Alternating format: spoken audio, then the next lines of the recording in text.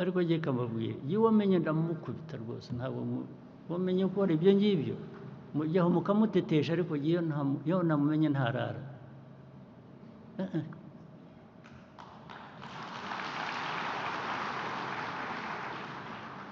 ngabo ba meya uheruka ejo bundi ninde ni Kayonza ni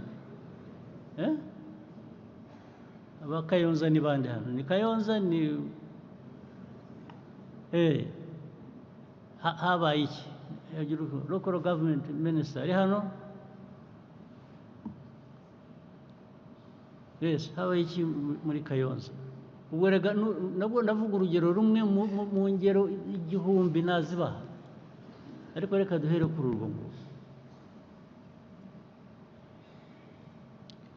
Your Excellency muri Kayonza habaye ikibazo cy'ubuyobozi butita ku baturage kutamenya ibibazo bafite ariko no kudakorana kutumvikana hagati y'abayobozi bituma rero bapfiki hagati yabo icyo batumvikanaho niki nuko nibyo bagabana baba bibye niki ni abayobozi batavugana navuga ko ari imico mibi yo kudakorana bigatuma n'ibyo bashinzwe gukurikirana mu kwita ku bibazo by'abaturage nabyo bidindira abaturage bakabura uwo batabaza kandi abayobozi bahari nyuma byaje kugenda gute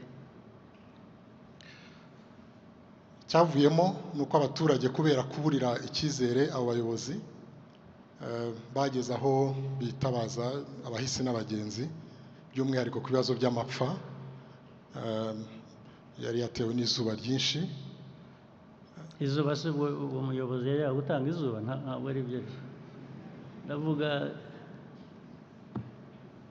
yakoraga byaje kubaviramo uko byaje kuba n'iki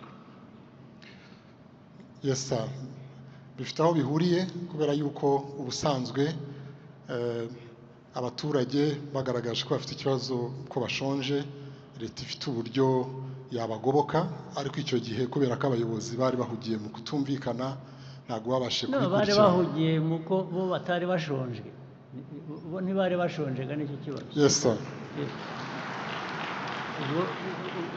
ntibumva babaganyira bashonje ntabwo ari kutavugana nuko nabwo buri wese yari afite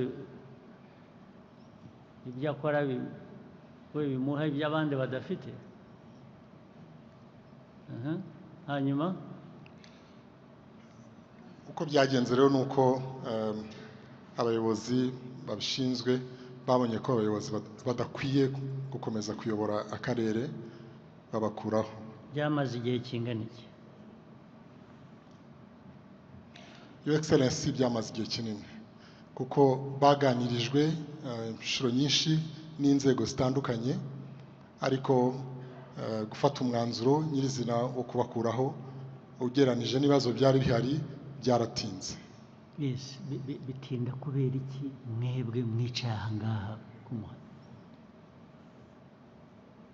ari abari muri minisiteri bashinzwe ari abandi babibona ari ku zindi nzego birinda gutinda bikagira ubwo bigeza abantu hariya kubera iki ntabwo ari we ikibazo ntabwo ari we nkibaza gusa ndakibaza abo bantu bari hano bose ku nzego zabo buri wese ku rwego icyo mbibabariza mwese ni uko ibi bivuzwe n'ubwo bivugwa i Kayonza biri n'ahandi hose bimeze gutyo biba mubireba mukabyihorera nibyo binavugaga kubera ko abayobozi bo baba badashonje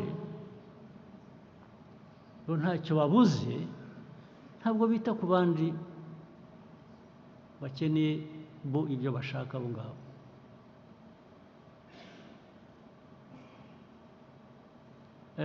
hari kesi ya Bugarama za Rusizi ibintu bijyanye n'imihanda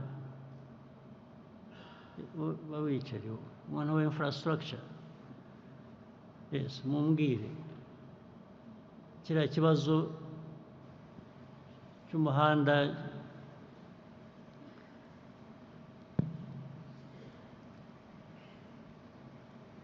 watengutse usigaye ngira ngo usigaye warahindutse umurima bahinga mu muhanda. Your Excellency. Byarinze bigera hariya kubera iki? Icyo kintu icyo kibazo cy'umuhanda ngira ngo nakivuze hariho nigeze kujyayo ni 2017 ni ibintu mperuka kera ariko umuhanda warasibye. Ejo bundi abantu barinda umutekano nibo babimbwiye rwose badafite ahantu banyura, badafite uko bagenda.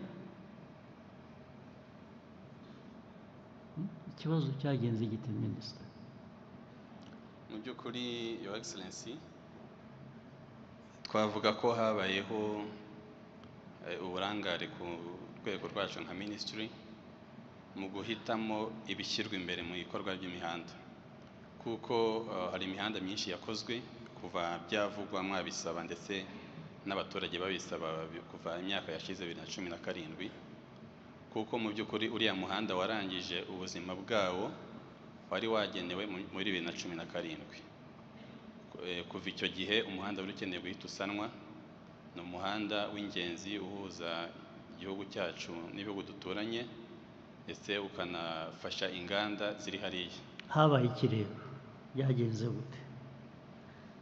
Icyabayeho ni ukudashyira ku murongo neza priority uburyo ninde ubikora? Ni twebwe nka Minisiteri y'Ibikorwa Remezo twagombye kuba twarabikoze. Erega natwe ibyo tubifitemo uruhare ariko nta n'ubitubwira. Priority mwigendera priority gusa mushatse zigatandukana n'iz'igihugu muri rusange zikwiye. Ni amakosa twakoze kandi turayasabira imbabazi, ariko tuzagenda tubikosora. Uzi ko imyaka yose nicyo kiba igisubizo, nicyo abantu barangiriza. Ni ukubisabira imbabazi, ejo bikazongera bigasabirwa imbabazi, ariko tukikomereza ibyo dukora. Ubu bwaba uburyo bwo gukorera igihugu cyanyu gute?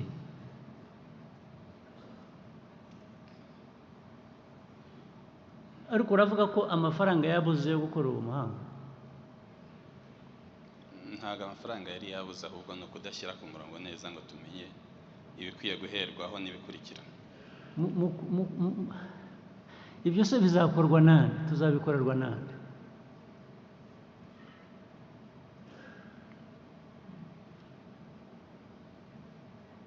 Niba minisiteri bishinzwe itabikurikirana n'izindi nzego ntizibikurikirane, ubwo bishinzwe nde? Bizakorwa gute nande? N'ubuyobozi ndetse bw'akarere ubwabo bakwiye kuba babifitemo uruhare. Byagenze gute? Urebye akarere kagiye katumenyesha ko hari ikibazo. Urumva ibyo akarere ko kakoze ibyabo karabamenyesha, kakirwa kabasaba ko dufite mwe mukicecekera. Ntabwo twihuse bihagije. Nta nubwo mwihuse na busa, ntabwo ari ukuhagije.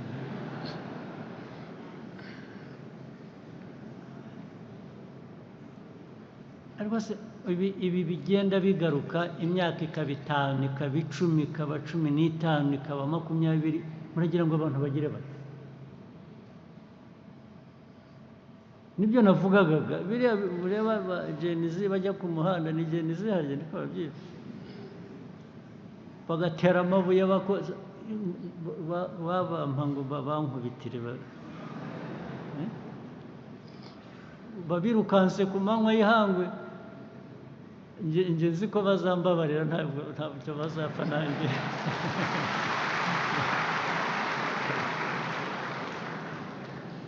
Bazi ko ntabarimo kabisa abantu bakora ibintu nk'ibyo ngibyo. Ariko rero ikibazo ni uko abamvuga ngo bampa ngo bankubitire nabo ni Genizi. Ubwo se bizagenda gute?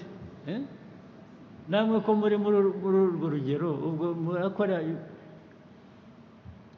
ubona iki kibazo yakigenza ate?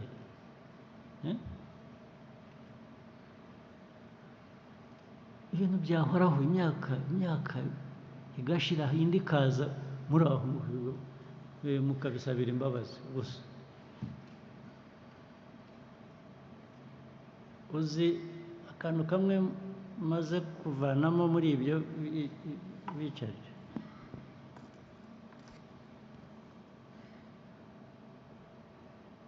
biriya avugaga bisa n'ibitagira priority, ngo bagize, usibye ko batagize priority bakora bakanabitindana. Uzi impamvu? Ariko imwe muri zo ntabwo ariyo yonyine. Aba bayobozi baba bato cyangwa baba bakuru mu by'ukuri ntibahari, ntabwo baba hano, ntabwo bahari. Ugiye kubara ingendo bagenda, bibera hanze mu makonferensi, conferences bafite rero n'ibyo bakoresha. U Rwanda barugize igitangaza ngo barashaka kureba babyita iki,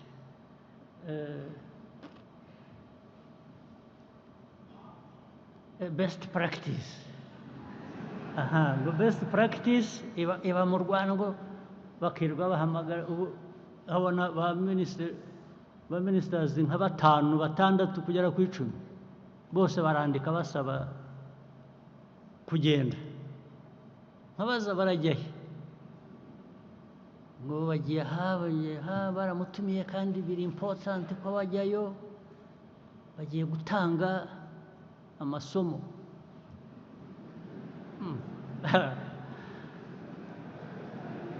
Amasomo ujya gutanga se wowe yakumariye iki?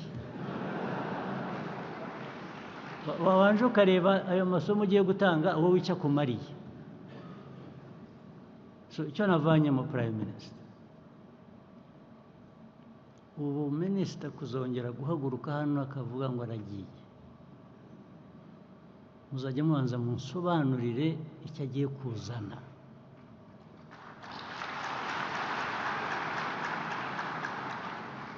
Kiruta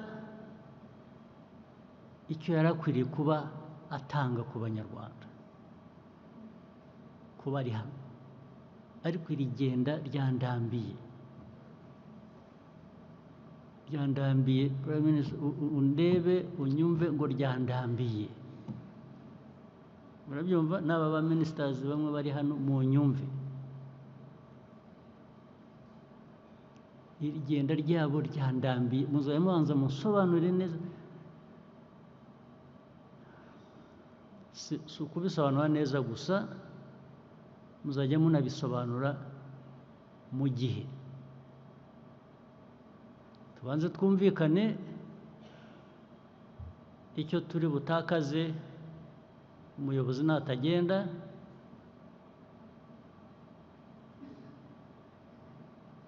natajya hariya bamutumiye. Icyo turi butakaze ni iki? Ndashaka kukimenya. Ariko icyo gihe bikwibutsa n'icyo uri butakaze nibaramuka bagiye. Okay? Tubyumvikaneho, turebe ikinyuranyo cyabyo. Ubu ndaza kubafunga rwose, kubafungira.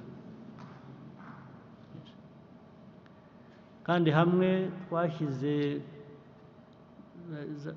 abayobozi, ugasanga abaminisitiri 2 nko muri minisiteri imwe, sibyo? Ariko hakaba ubwo bagiye bose bombi uko ari 2,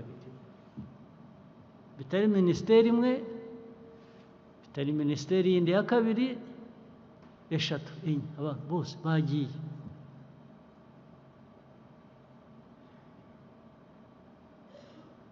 Kandi uko bagenda rero nabyo mubimenye. Ubu isigaye ubundi iri connected, ariko iyo bagiye ntumubona, naho mushakiye yagiye ntumubona. ukabaza ariko se aho wagiye hataba telefone ni he? bo mu mutwe kugenda ni ugukupa connection n'abagifitanye isano n'aho aturuka. Yagiye n'uwabariye ibyo Prime Minister biraza guhagarara byanze bikunze. Okay? Now, hanyuma ibihe byahagaze gutyo dusigarane cya kibazo cyo kutamenya priorities hano, ariko muri hano ubwo nabyo tugikemure. Impamvu ministry idashobora kumenya priorities nabyo tuzabimenya, nabyo tugomba kubimenya. Mu by'ukuri ubwo ni Prime Minister bizajya bigarukaho. Minister ananirwa ate? Ese yarakubwiye byagenze gute? Minister tugira ikibazo kuvuga ngo bananiwe gukora priorities, kikaba igisubizo. Priorities ni izawe, ziri personal. umuhanda kanaka cyangwa igikorwa kanaka cyangwa hariya wananiwe guhitamo kugira priorities, na cabinet twirirwamo buri gihe mu mezi tugira cabinet zingahe?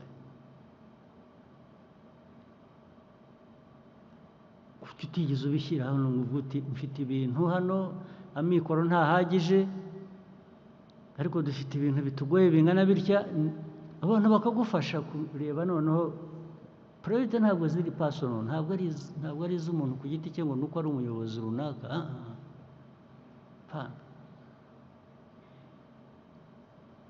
Priorities ni iz'igihugu. Decisions zigomba kuba zijyanye n'inzego mu buyobozi bw'igihugu zizwe.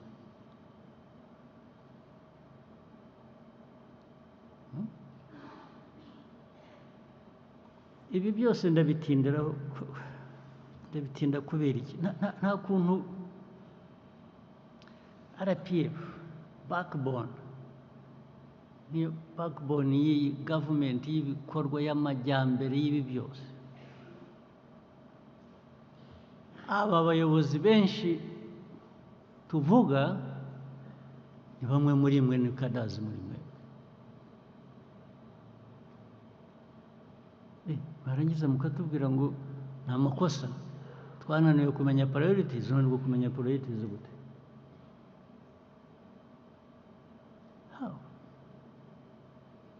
Cyangwa abantu bajya hariya bakangiza, amezi 6 agashira, umwaka ugashira, erega bamureba babizi. Nibyo nabazaga Minister wa Local Government, biriya bya Kayonza byari bizwe, byamaze igihe bizwe.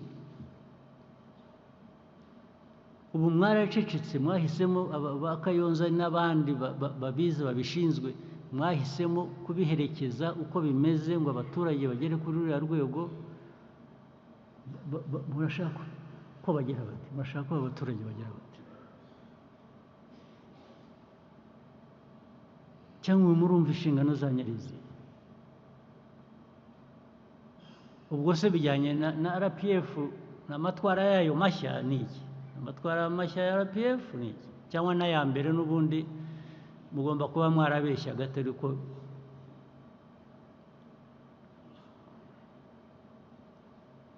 mwavugaga bimwe tugakora ibindi.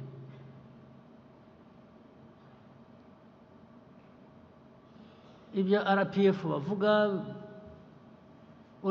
iyo abantu bashaka impamvu, hari apologies nazumvise, hari izindi mpamvu. Ubu nitugaruka ku muryango nyakuri, microphone,